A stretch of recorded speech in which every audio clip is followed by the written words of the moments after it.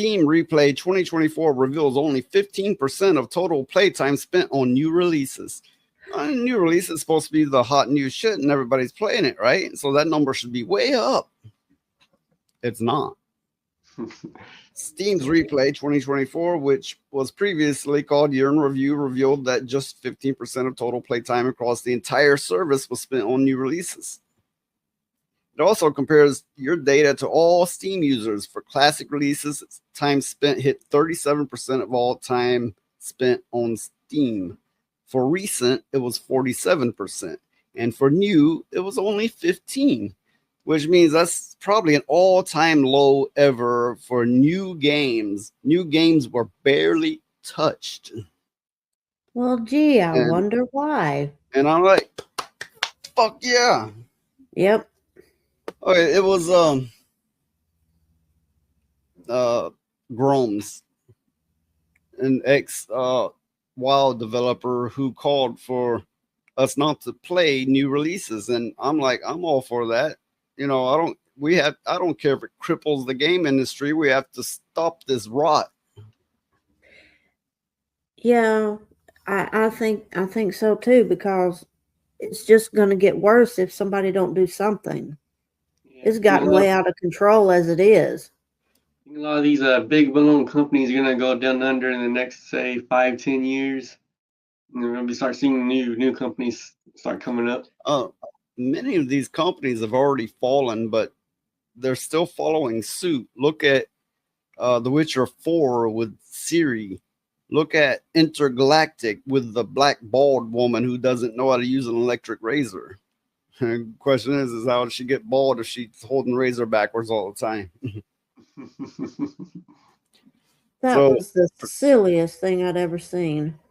Producer Mark Alexis Cote, I guess, noted during a fireside keynote at the External Development Summit in October that developers are not only competing against other studios, but they are competing against their own back catalog.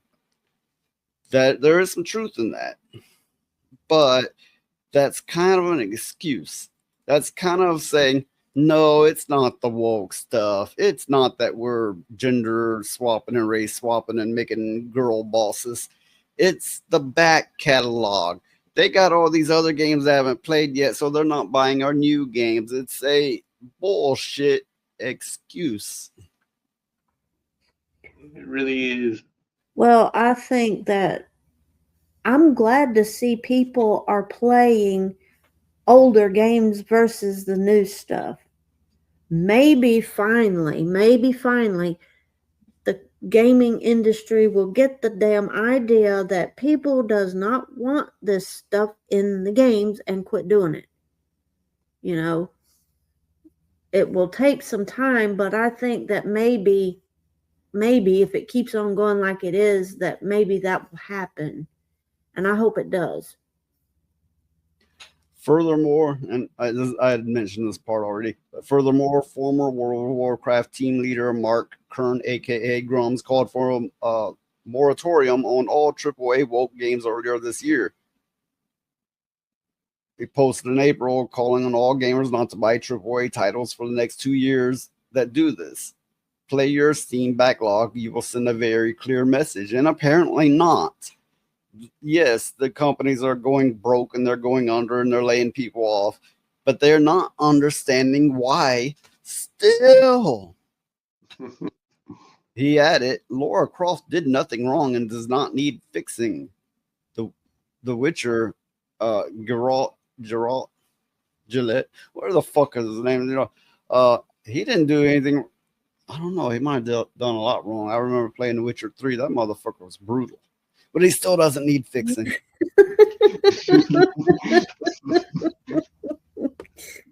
Oh, but I mean, the woke gaming industry is like a bunch of rats standing on the very top of the Titanic, watching it go down, hoping they can save the ship with cheese they're throwing overboard.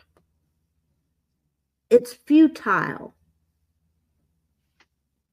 You know, it's just futile. I'm going to send a very, very subtle message to the chat and future chat, potential chat. Very subtle now, you know. Me! Choose me! Love me!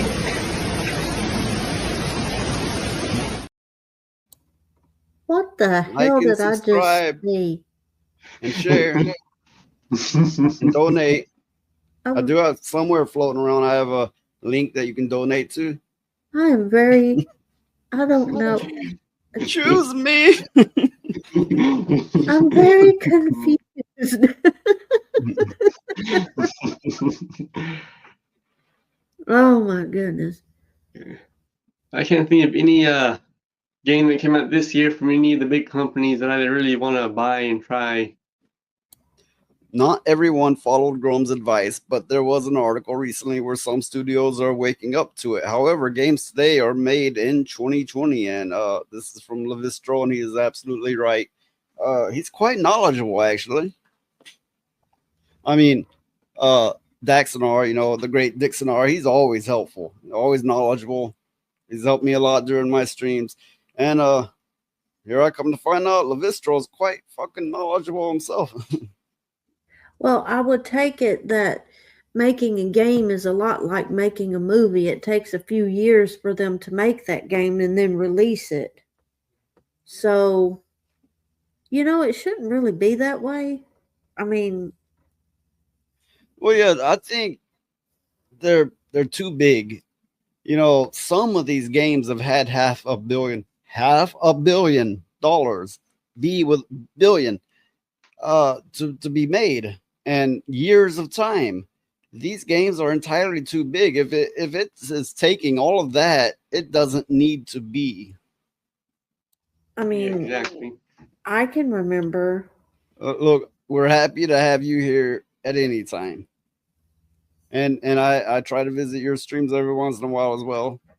We need to stick together and support each other, all of us. That is very true. Okay. You were saying, or both of you, one of you. I can remember back when games didn't take that. I mean, they took like a year or two, maybe, but it did not take that long to make, and they were a lot more fun. Well, you know, it was like I was watching Levistro play. I think it was Batman Arkham Origins. I think that's what it's called, right? And I'm looking at this game going, this looks just as good as anything today for the most part. There's some subtle differences, but for the most part, it looks just as good as anything today. And I doubt it took that much money and that much time as what the crap they're putting out today. Yeah. Well, now they're putting out stuff like Dustborn and all that kind of garbage. Yeah, it's a bunch of shaded stuff. You know, they use, well, clearly they're more reliant on software than they've ever been, but you know, it's kind of like, okay, tap the light pen to the screen and now let's put a stripe in it and now it's blended. And it's like, oh fuck that. Put some real art, you know, put some real colors, incas, like classic ones in there, and that shit's it's gonna shine like everything. Yeah, real. Well, that's like And the for new. that matter, they stylize everything part Disney, part anime. And it's like, what are you making this shit for? 4-year-olds? Well, that's kind of goes into what I was about to say. The new Spider-Man trailer that we did a video on earlier, that looks like it was made for a little kid's coloring book. And I don't know. I just tend to think that even children are more, they gravitate more to the art instead of, if it's all Well, blended, it all okay. looks the same, Now that you mentioned that, I think they are aiming for as young as possible when they make this bright, you know, badly gradient blended crap there, and you know, cartoony style. They are aiming for young as possible because they they want to convert them, adapt them. They want them to buy into the ideology. So yeah, I do think they're aiming for as young as possible. But I would dare say, now this is just my own opinion, and that's it. But I would dare say the mass majority of gamers are 20 to 30 something. Yeah, it seems like it these days. Yeah. Well, the thing is for me to when you have a young kid like that and they're just getting into cartoons and art and that kind of stuff, those are the first memories that they have of those characters. So when they get older, Vistro has a point here. The devs who made them, and he's talking about older games such as The Witcher 3. The devs who made them are gone, and they chose the lazy and unqualified to replace them and canceled those in power to claim their jobs. And he's right. They're taking these brainwashed college kids who, you know, they don't realize they're kids. They think they're adults. They're all sassy and arrogant and full of themselves, self-righteous and so on, right?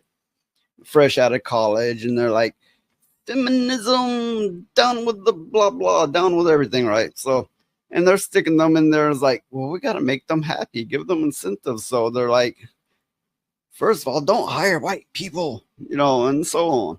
And these people are underqualified, no experience. You know, it's like he said, he quite well summarized it there.